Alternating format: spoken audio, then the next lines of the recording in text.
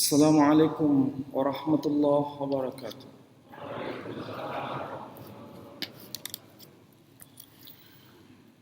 Alhamdulillahi rabbil alamin. Alhamdulillahi alladhi arsala rasulahu bil huda wa dinil haqq liyudhhirahu 'ala ad-din kullih wa kafaa billahi shahida. أشهد أن لا إله إلا الله وحده لا شريك له وأشهد أن محمدا عبده ورسوله لا نبي بعده. قال الله تعالى في القرآن العزيز: أعوذ بالله من الشيطان الرجيم. بسم الله الرحمن الرحيم. ربنا وابعث فيهم رسولا منهم يتلو عليهم آياتك ويعلمهم الكتاب والحكمة ويزكيهم إنك أنت العزيز الحكيم. Al-ayah Sadaqallahul Azim. Saudara-saudara, Bapak Ibu sekalian yang saya hormati, alhamdulillah pagi ini kita bisa bersama-sama untuk thalabul ilm. Mudah-mudahan kebersamaan kita, langkah kaki kita dari rumah menuju masjid ini semua mendapat maghfirah dan rahmah dari Allah Subhanahu wa taala. Saudara-saudara sekalian,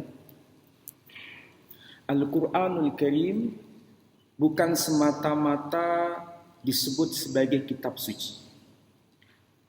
Al-Qur'anul Karim bukan hanya sekedar kitab yang diimani, tapi Al-Qur'anul Karim merupakan sebuah dokumen sejarah.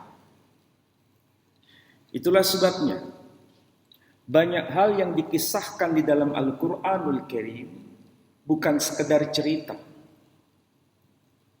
Apa yang termaktub di dalam Al-Qur'an, mulai dari surah Al-Baqarah misalnya, sampai surah yang terakhir, semuanya mengandung banyak hal termasuk dalam konteks qissah, yang arti harfiahnya adalah kisah dalam bahasa kita. Tetapi di sini maksudnya bukan sekedar cerita biasa, tapi merupakan sebuah peristiwa yang terjadi di masa lampau dan direkam dengan tujuan menjadi pelajaran bagi manusia di masa depan. Kalau kita mencermati ayat yang tadi saya kutipkan dari surah Al-Baqarah, yakni surah yang kedua, ayat yang ke-129, itu juga merupakan rekaman historis, merupakan rekaman sejarah dari munajat seorang manusia yang namanya diabadikan di dalam Al-Qur'anul Karim dan disebut secara harfiah khususnya di ayat 127. Kemudian lanjut pada ayat 128 dan kemudian lanjut pada ayat 129 sebagaimana yang tadi saya kutip. Ayat 129 ini kalau diterjemahkan secara harfiah bermakna Rabbana, wahai Tuhan kami, wab'ats fihim, utuslah dari kalangan mereka rasulan. Secara harfiah bermakna seorang rasul. Ini merupakan kata kunci pertama. Rasulan, seorang rasul. Tidak merujuk pada lebih dari seorang rasul. Hanya satu orang rasul. Sehingga kalimat ini merupakan kata kunci yang harus menjadi perhatian. bagi kita semua. Rasulam minhum, seorang rasul dari kalangan mereka. Yatlu alaihim, yang akan membacakan kepada mereka ayatika, ayat-ayatmu, wa yu'allimuhumul kitab, dan sang rasul itu akan mengajarkan kepada mereka al-kitab, wal hikmah, dan juga al-hikmah, wa yuzakkihim, dan sang rasul itu akan menyucikan jiwa mereka. Innaka, sesungguhnya engkau, anta, engkau sendiri, al-aziz, maha perkasa, al-hakim, maha bijaksana. Ada satu kata isim dhamir yang diulang berkali-kali untuk menegaskan siapa mereka yang dimaksud. Dan itu ada kaitan antara seorang rasul dengan mereka yang dimaksud. Siapa mereka ini? Diulang berapa kali? Coba kita hitung secara cermat. Pertama, muncul ungkapan fihim, dari antara mereka. Minhum, dari kalangan mereka. Alaihim, kepada mereka. Yu'allimuhum, mengajarkan kepada mereka. Yuzakkihim, menyucikan mereka. Jadi berapa kali ungkapan hum termaktub di ayat ini? Ada 5 kali. Apa tujuannya? Pasti. Dan pasti ada maksud. Jangan terlalu tegang ya. Ini kayak yang terlalu tegang. Pengulangan-pengulangan di dalam Al-Quran itu bukan sesuatu yang sifatnya sia-sia. Pengulangan-pengulangan itu pasti ada tujuan. Sekali lagi menjadi perhatian bagi kita semua. Hum di sini arti harfiahnya mereka. Berarti itu jamak. Dan ungkapan hum di sini merujuk pada ayat sebelumnya. Ayat 128. Coba kita cermati di ayat 128 itu. Juga merupakan ungkapan doa dari sosok yang dimaksud Ibrahim. Rabbana, wahai Tuhan kami, waj'alna, jadikan kami berdua. Jadi yang dimaksud di sini adalah 2 orang. Muslimaini, 2 orang yang benar-benar bertaslim, muslim laka, semata-mata hanya untuk engkau. Wa min dzurriyyatina, dan juga bagi keturunan kami. Kami di sini yang dimaksud siapa? Mereka berdua. Ummatan muslimatan lak, keturunan kami menjadi satu ummah yang juga bertaslim kepadamu. Ummah itu kumpulan orang, banyak orang, kemudian diwakili dengan ungkapan hum di sini, yakni mereka. Jadi yang dimaksud seorang rasul yang akan datang di masa depan, yang berasal dari kalangan mereka sendiri. Mereka itu yang dimaksud adalah min dzurriyyatina, sebagai ummah.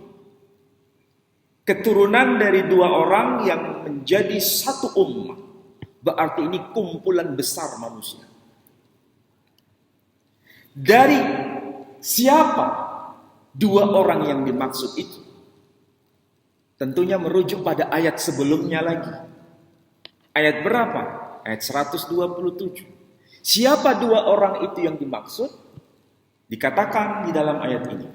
Wa idh yarfa'u Ibrahimul qawa'ida minal baiti wa Ismail Rabbana taqabbal minna innaka antas sami'ul alim. Dan ingatlah tatkala Ibrahim menegakkan pondasi rumah Allah bersama sang putra yakni Ismail, kemudian mereka berdua yakni Ibrahim dan Ismail munajat kepada Tuhannya. Rabbana, wahai Tuhan kami, taqabbal minna, terimalah apa yang dari kami, yang kami sudah lakukan ini. Innaka antas sami'ul alim, sesungguhnya engkau maha mendengar lagi maha mengetahui. Jadi ungkapan Rabbana, wahai Tuhan kami, itu merujuk pada dua orang, yakni Ibrahim dan Ismail. Ketika dua orang ini berdoa, Rabbana waj'alna muslimaini, wahai ya Rabb, ya Tuhan kami, jadikan kami berdua orang yang bertaslim kepadamu. Rabbana waj'alna muslimaini laka, yang bertaslim kepadamu, wa min dzurriyyatina, dan juga dari keturunan kami, keturunan dari Ibrahim melalui Ismail. Menjadi apa? Menjadi satu ummah. Menjadi satu ummah. Ini pandangan futuristik. Ini pandangan ke depan. Vision ke depan. Jadi hidupnya itu merujuk pada masa depan. Bukan hanya semata-mata untuk dirinya, tapi untuk generasi ke depan. Yang barangkali beliau sendiri sudah berkalang tanah. Tapi dia melihat masa depan. Dan masa depan itu sangat jauh dari zamannya. Tapi dia sudah fikirkan itu. Wa min dzurriyyatina ummatan muslimatan lah, menjadi satu ummah yang juga bertaslim seperti taslimnya Ibrahim dan taslimnya Ismail. Ini sesuatu yang luar biasa sebetulnya dan bisa kita tiru. Sekali lagi saudara-saudara, kata-kata kunci yang tadi saya sebutkan mudah-mudahan masih diingat. Yang pertama adalah kata rasulan, dan dhamir hum di sini yang dimaksud di ayat 129. Semua ahli tafsir, tidak ada perselisihan, tidak ada perbedaan pendapat. Mulai dari generasi salaf sampai generasi khalaf. Mulai dari generasi terdahulu sampai generasi yang terkemudian. Semua satu suara. Tidak ada satupun ulama, tidak ada satupun ahli tafsir yang berbeda pendapat mengenai siapa yang dimaksud rasulan, seorang rasul yang dimaksud di ayat ini. Semua merujuk pada satu nama, yakni Muhammad sallallahu alaihi wasallam. Dan imam kita tadi membaca salah satu ayat. Huwallazi arsala rasulahu bil huda wa dinil haq liyudhhira, dan seterusnya dan seterusnya. Dan itu menunjukkan satu nama yang memang di dalam Al-Qur'anul Karim, saya tidak tahu ini kebetulan atau bukan kebetulan. Di dalam Al-Qur'an nama Muhammad sallallahu alaihi wasallam itu terulang sebanyak 4 kali. Nama Muhammad 4 kali. Ada satu nama, yakni nama Ahmad, terulang sebanyak 1 kali. Jadi Muhammad 4 kali, Ahmad 1 kali. Kalau di total jumlahnya 5. Sementara ungkapan rasulan itu merujuk pada satu tokoh yang dimaksud. Dan itu berasal dari keturunan Ibrahim melalui Ismail, dan keturunan itu menggunakan ungkapan ummah, satu ummah. Dan ummah itu juga diwakili dengan isim dhamir hum sebanyak juga 5 kali. Nama beliau disebut 5 kali, 4 nama Muhammad, 1 nama Ahmad, dan ungkapan dhamir hum di ayat ini diulang juga sebanyak 5 kali. Apakah ini kebetulan? Wallahu a'lam. Ini merupakan kode-kode. Ada satu pertanyaan. Berarti menurut Al-Qur'anul Karim, Rasul yang dimaksud itu pasti keturunan Ibrahim melalui Ismail.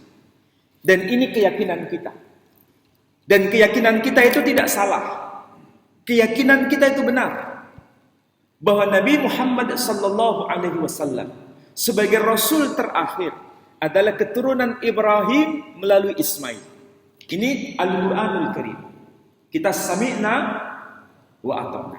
Tapi sami'na wa ata'na itu tidak cukup. Apalagi kita ini sekarang hidup di zaman modern. Kalau kita berdiskusi di pesantren, sudah cukup dengan Al-Quran dan As-Sunnah. Sudah cukup dengan Al-Quran dan Hadis. Tapi kalau kita berada di kampus, kalau kita diskusi di kampus, atau kalau kita diskusi dengan non-Muslim, tentu saja Al-Quran dan As-Sunnah bukan menjadi sesuatu yang berharga bagi mereka.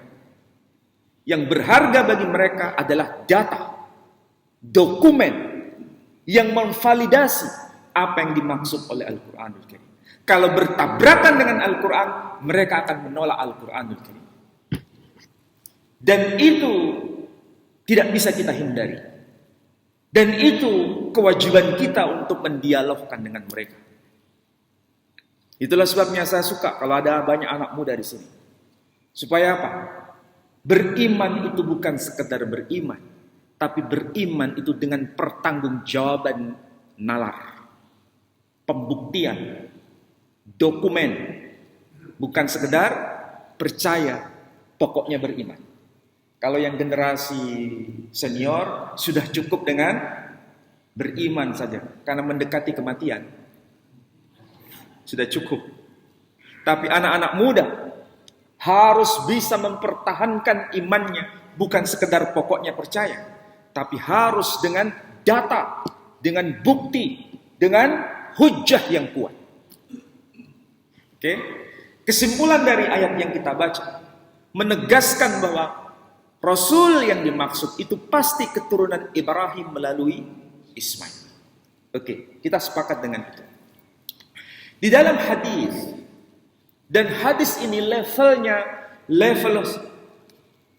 dokumen yang paling utama. Kalau kita membaca kitab-kitab hadis yang selalu menjadi primadona adalah Sahih Bukhari dan Sahih Muslim. Apa yang termaktub di dalam kitab Sahih Muslim, dan itu pasti benar. Di dalam dua kitab itu pasti benar. Tidak ada seorang pun yang menolaknya. Siapapun. Di dalam kitab Sahih Muslim disebutkan satu hadis. Saya langsung potong kompas saja hadisnya. Di hadis itu disebutkan, Innallaha astafa Kinanah min waladi Ismail, wastafa Quraisyan min Kinanah, wastafa min Quraisy Bani Hashim, wastafani min Bani Hashim. Sesungguhnya Allah telah memilih seorang yang bernama Kinanah dari antara keturunan Ismail, dan memilih Quraisy dari antara keturunan Kinanah, dan memilih dari antara orang-orang Quraisy yakni Bani Hashim, wastafani min Bani Hashim, dan Allah memilih aku dari antara Bani Hashim. Hadis itu semakin menegaskan ada urut-urutan siapa beliau. Nabi kita Muhammad sallallahu alaihi wasallam sesuai dengan pengakuannya di hadis itu mengatakan, wastafani min Bani Hashim. Sesungguhnya Allah telah memilih aku dari antara Bani Hashim. Bani Hashim nyambung kepada Quraisy. Quraisy nyambung kepada Kinanah. Kinanah nyambung kepada Ismail. Siapa itu Ismail? Siapa itu Ismail? Al-Quran sendiri membuktikan. Dalam surah Ibrahim, surah 14, ayat 39. Alhamdulillahilladzi wahabali 'alal kibari Ismail wa Ishaq, inna rabbi lasami'ud du'a. Segala puji bagi Allah yang telah menganugerahkan kepadaku di masa yang sangat tua, yakni Ismail dan Ishak. Sesungguhnya Tuhanku maha mendengar atas doa yang dipanjatkan. Ayat itu memberikan kesimpulan. Siapa itu Ismail? Siapa itu Ismail? Saudaranya Ishak, saudara kandung Ishak. Siapakah itu Ishak dan siapakah itu Ismail? Putra Ibrahim yang berkata, Alhamdulillahilladzi wahabali 'alal kibari. Segala puji bagi Allah yang telah menganugerahkan kepadaku di masa yang sangat tua. Siapa yang ngomong begini? Ibrahim. Termaktub di mana? Di surah Ibrahim. Bahasa Quran itu sistematik. Bahasa Quran itu sangat detil. Kalau diarahkan ke barat, nyambung ke timur. Kalau diarahkan ke timur, nyambung ke barat. Kalau diarahkan ke utara, nyambung ke selatan. Kalau diarahkan ke selatan, nyambung ke utara. Disitulah Al-Quran ada koneksitas antara surah yang satu dengan surah yang lain.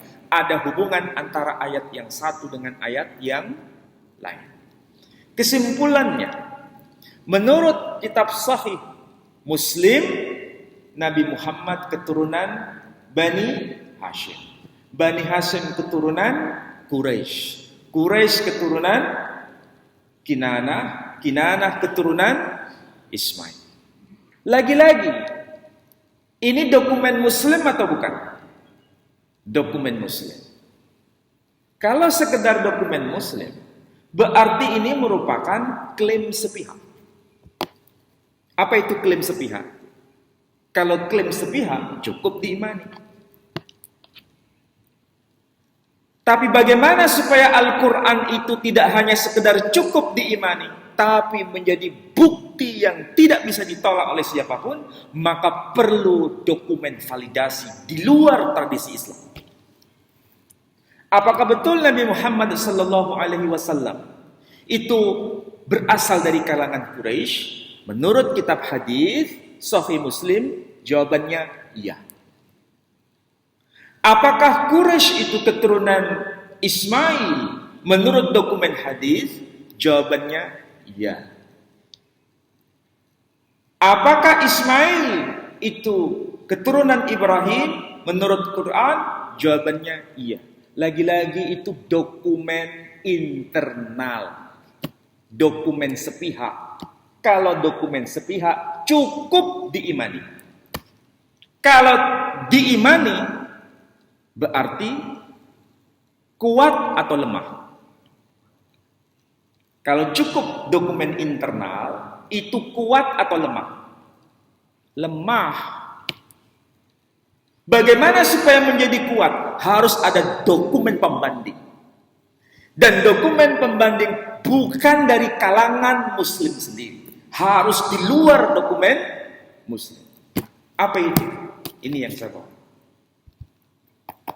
Tulisannya Arab, tapi bukan Muslim. Loh, kok bisa? Biasanya kalau kita sebut Arab, itu Muslim atau bukan? Muslim. Tapi ini dokumennya Arab, tapi bukan Muslim. Kalau ini dibaca, tertulis Al-Mawsu'ah Al-Kanisiyah Tafsir Al-Ahdil Qadim Syarah Likulli Ayah. Ensiklopedia Gerejawi.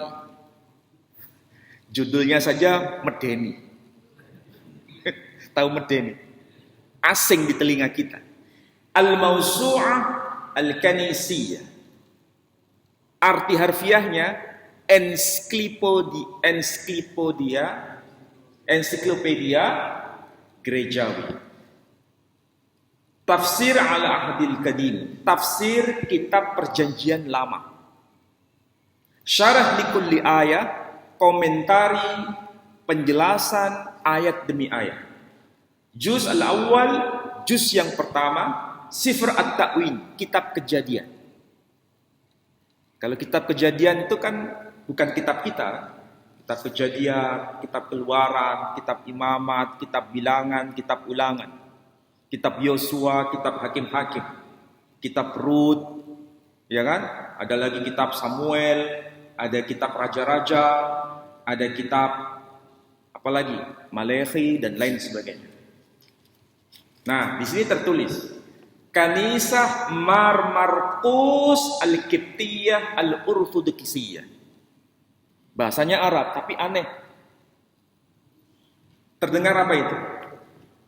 Kanisah Mar Markus, berarti gereja Mar Markus Al-Qibtiyah. Qibtiyah itu berarti Koptik. Koptik itu di mana?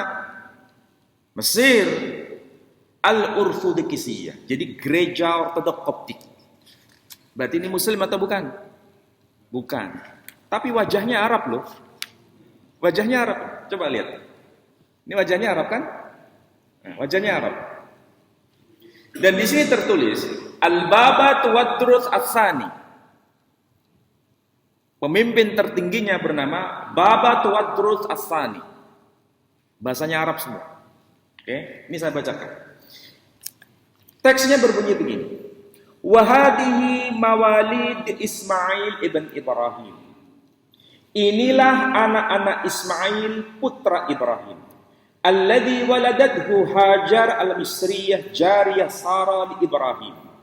Yang dilahirkan oleh Hajar orang Mesir itu jariyah Sarah bagi Ibrahim.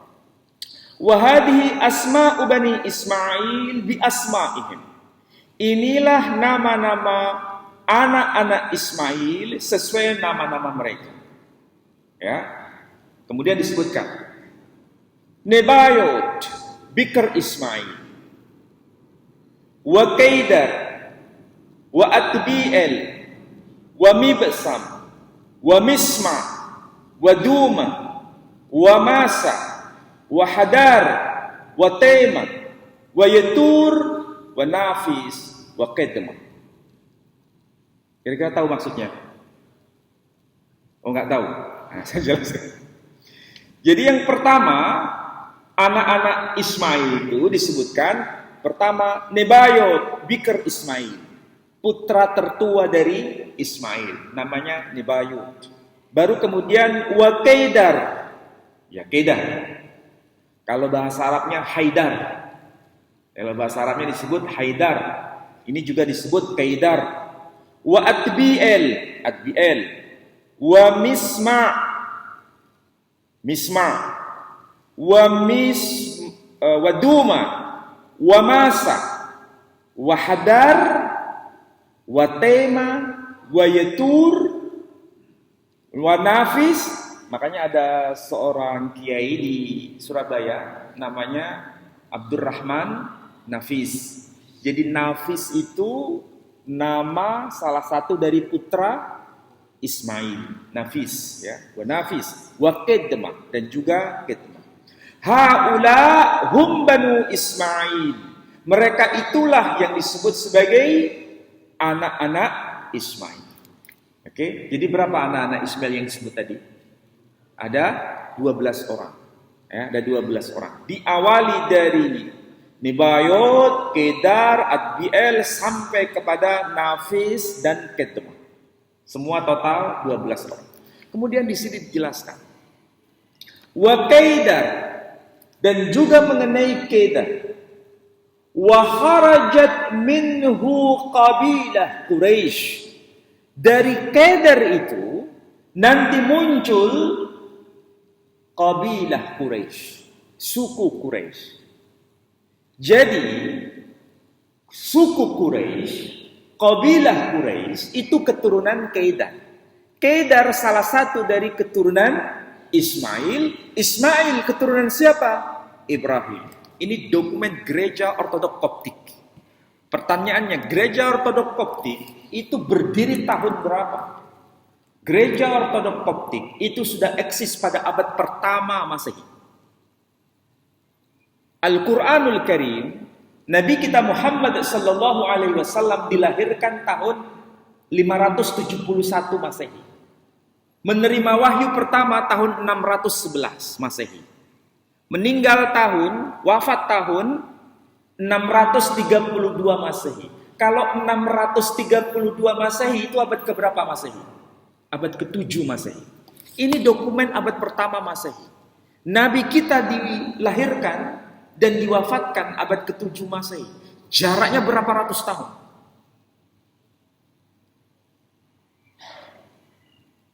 Selama 700 tahun itu bukan masa yang sempit. Bukan masa yang singkat. Itu masa yang panjang, 700 tahun. Tapi sudah ada penjelasan bahwa suku Quraisy keturunan Kedar, Kedar keturunan Ismail, Ismail keturunan Ibrahim. Dan dokumen hadis tadi itu muncul abad keberapa? Lebih dari 700 tahun, tapi dikonfirmasi dengan dokumen abad pertama Masehi. Inilah hujjah, inilah bukti, inilah data yang tidak bisa terbantahkan bahwa Al-Quran bukan cukup diimani, tapi menjadi fakta historis. Inilah cara beragama yang betul. Cara beragama, kalau dengan cara seperti ini, itu ibaratnya membangun rumah di atas batu karang. Tapi kalau hanya sekedar dokumen internal, dokumen sepihak, ketika bicara kepada yang lain, itu ibaratnya kita berhujjah atau membangun sebuah rumah di atas pasir. Ketika itu digoyang, gampang roboh atau tidak? Gampang roboh. Maka saya harapkan anak-anak muda, belajarlah agama dengan cara yang elegan. Belajarlah agama yang bisa dipertanggungjawabkan secara data. Dan data ini bukan hanya tertulis dalam bahasa Arab, tertulis juga dalam bahasa-bahasa Eropa, termasuk buku yang saya baca ini. Ini tertulis, Ibn Ishaq het leven van Mohammed, de vroegste Arabische verhalen over de profeet. Kalau diterjemahkan, Ibn Ishaq het leven van Mohammed. Sirah Nabi Muhammad menurut Ibn Ishaq, de vroegste Arabische verhalen over the prophet. Dokumen bahasa Arab yang paling awal terkait mengenai sang Nabi. Dan ini ditulis oleh siapa? Diterjemahkan oleh siapa? Diterjemahkan oleh Profesor Wim Raven. Dan ditulis dalam bahasa Belanda. Nah, itulah sebabnya di sini, kalau kita membaca dokumen-dokumen yang sifatnya lintas dokumen, itu semakin menguatkan iman kita. Dan itulah sebabnya, mulai sekarang, jadikan agama Islam ini menjadi agama yang punya marwah yang tinggi. Bukan sekedar dibicarakan di masjid, tapi juga dibicarakan di luar masjid. Kalau dibicarakan di luar masjid, berarti kita siap berhadapan dengan siapapun dengan dokumen-dokumen yang sangat valid. Dan itulah sebabnya tujuan kita belajar agama. Jadi belajar agama bukan sekedar praktek personal, tetapi juga praktek komunal. Belajar agama bukan sekedar memuaskan diri pribadi, tapi juga di-sharing kepada siapapun. Apalagi sekarang dunia itu seperti dilipat. Ngaji gak perlu sekedar face to face, tapi juga ngaji bisa secara dunia maya. Bahkan itu lebih dahsyat dampaknya sekarang. Informasi apapun yang kita terima dan yang kita sampaikan, itu lebih dahsyat disampaikan di dunia maya dibanding di dunia seperti ini. Maka kita tidak mungkin lari dari kenyataan itu. Dan itu kita harus siap-siap untuk membawa suara Islam ini di jagat maya. Dan itulah sebabnya kita harus peduli dengan risalah Islam. Mudah-mudahan apa yang saya sampaikan ini bermanfaat bagi saudara-saudara sekalian. Baik, ada yang mau tanya? Ya.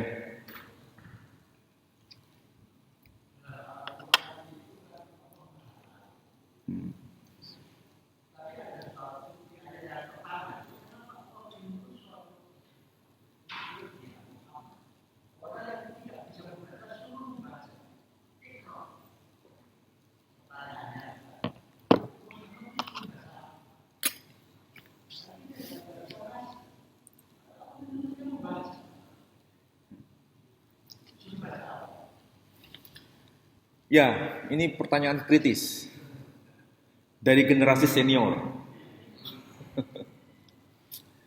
Coba bayangkan ya, ini bayangkan. Kalau hal seperti itu termaktub di dalam dokumen Islam, jawabannya iya. Tapi coba kita lihat latar peristiwanya. Itu di waktu kapan dan di mana? Kita tahu itu di luar gua atau di dalam gua? Di dalam gua. Di dalam gua itu terang benderang atau gelap gulita. Di tempat yang seperti itu disuruh baca. Kira-kira apa yang disuruh baca? Ya kan? Ini pertanyaan kritis itu. Apa yang disuruh baca?